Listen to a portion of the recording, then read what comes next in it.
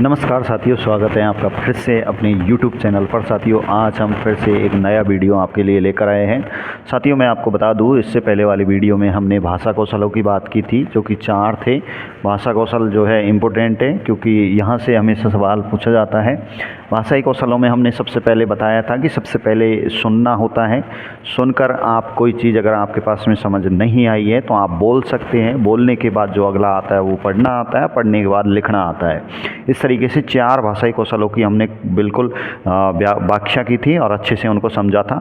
आज मैं आपको बताने वाला हूँ इस PDF के माध्यम से जो भाषा शिक्षण विधि है।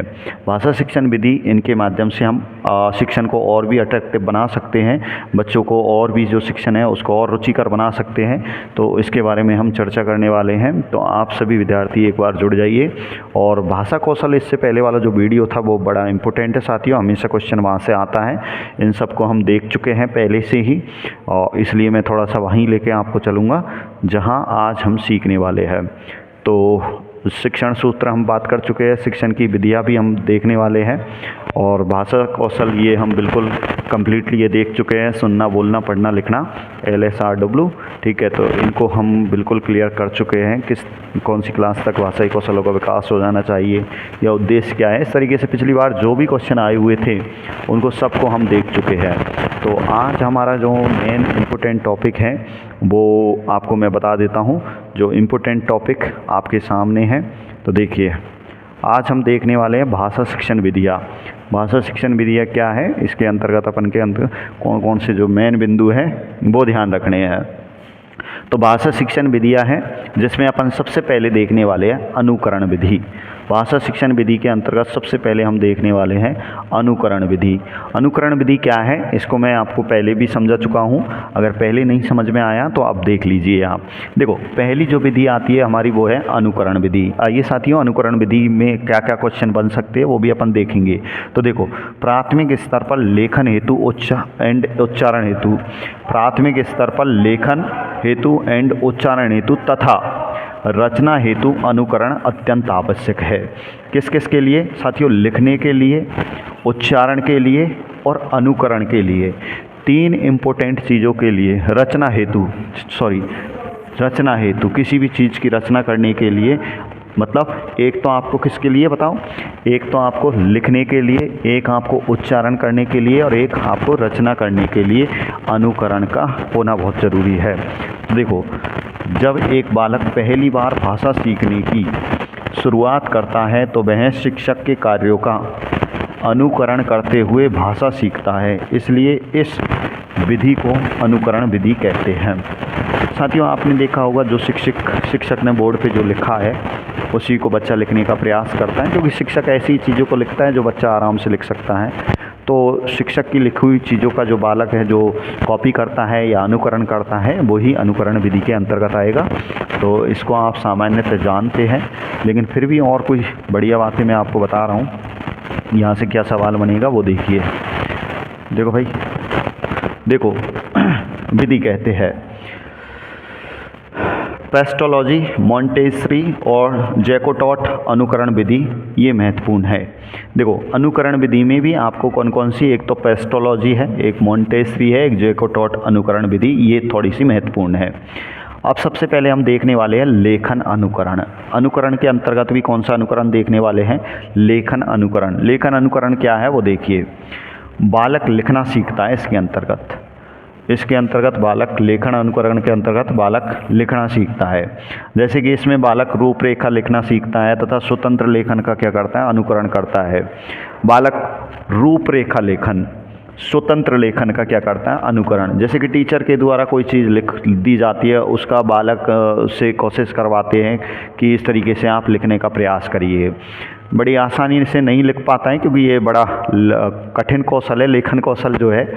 तो आपने देखा होगा बहुत लंबे प्रयास के बाद हम लिखना सिखाते हैं बच्चों को, या आपने भी बड़ी कठिनाइयों के बाद में लिखना सीखा होगा। तो लेखन कौशल की बात हमने इसमें की है।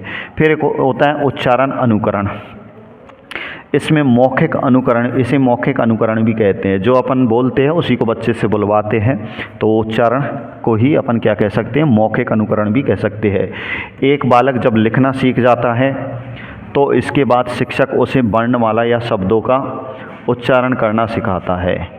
तो यहाँ पे आप देख सकते हैं जब कोई बालक जो है लिखना सीख जाता है तो लिखना सीखने के बाद ही उससे अपन बुलवाना सिखाते हैं। बहुत से बालक ऐसे होते हैं लिखना तो जानते हैं लेकिन बोलना नहीं आता उनको, या बहुत से बालक ऐसे होते हैं जो बोलना बहुत जल्दी सीख जाते हैं, लिखना नहीं आता है। बोलना कैसे सीख जाते हैं, उनको सामूहिक स्वर वाचन करवाया जाता है। एक साथ बच्चा पहाड़े बोल रहा है, बच्चों के साथ में बोल रहा है तो माथे में रट जाता है लेकिन वो लिखना नहीं आता है।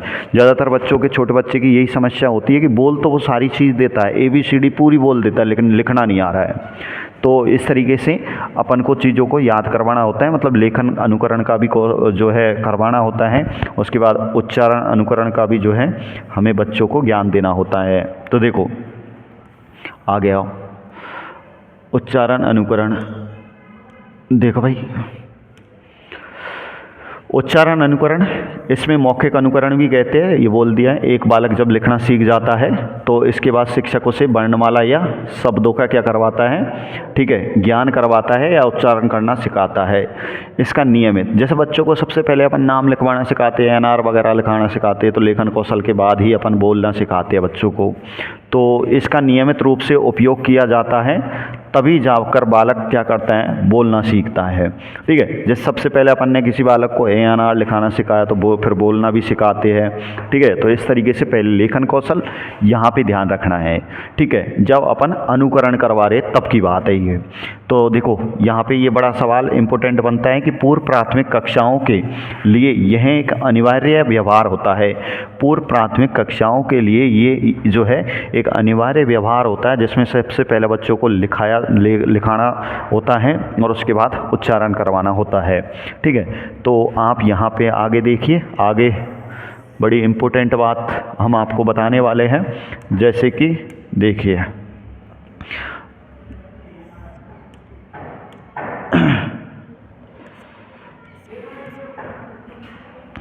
उच्चारण अनुकरण में शिक्षक शुद्धता के साथ उच्चारण करता है। किसके साथ में? शुद्धता के साथ में उच्चारण करता है तथा छात्र उसका अनुकरण करते हुए क्या करते हैं बताओ? अभ्यास करते हैं। छात्र शुद्धता के साथ में उच्चारण करता है और छात्र जो है उसका क्या करते हैं? अनुकरण करते हुए अभ्यास करते हैं। रचना अनुकरण क्या है तो इसको भी आप सीख लो साथियों, रचना अनुकरण। ठीक है, ये भी थोड़ा सा इम्पोर्टेंट है। शिक्षक बालकों को पढ़ना और लिखना सिखाने के बाद रचना करना सिखाता है। शिक्षक एक रचना के आधार पर दूसरी रचना तैयार करवाता है। जैसे कि दीपावली के निबंध को बताने के बाद उसके आधार पर होली का निबंध लिखवाता है। बड़ी इम्पोर्टेंट लाइन है साथियों, ये रचना अनुकरण खास है। जैसे कि आपने देखा कि जैसे कि आपने बीमारी पर एप्लीकेशन लिख ली है तो बच्चा बीमारी पर एप्लीकेशन लिखने के साथ साथ शिक्षक ये भी सिखाएगा कि भैया TC पे भी इसी तरीके से आपको लिखना है, कुछ वर्डों का चेंज करना है बस। ठीक है, तो इस तरीके से ये जो चीज़ होती है एक के आधार पर दूसरी चीज़ को भी सिखाने का जो प्रयास होता है उसको रचना कौशल कहते हैं। ठीक है, तो इस तरीके से आपको रचना कौशल सिखा दिया हमने, लेखन कौशल और उच्चारण कौशल, 3 कौशलों की यहाँ पे हमने चर्चा की है। ठीक है, ये अनुकरण कौशल के अंतर्गत ही आते हैं। ठीक है, और देखो नोट में आप देख लीजिए, नोट में कुछ खास बात लिख रखी है मैंने, ये थोड़ी सी खास है, ये समझिए। देखो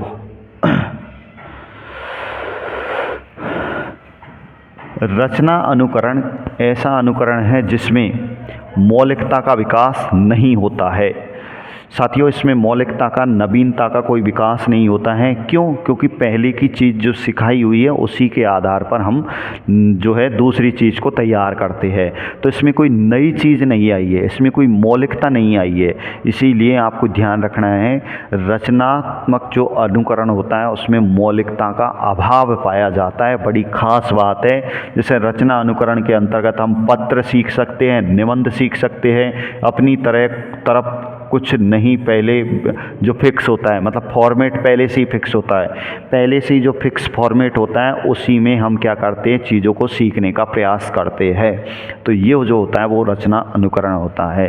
तो हमने अनुकरण विधि को देख लिया है अच्छे से। इससे संबंधित आपका कोई भी सवाल अगर आता है तो यहाँ से बाहर जाने वाला नहीं है। साथियों, तो ये विधि हमारी कैसी लगी आप ज़रूर कमेंट्स करें। जय हिंद, जय भारत। अगले वीडियो में हम बात करेंगे आगमन एंड निगमन विधि।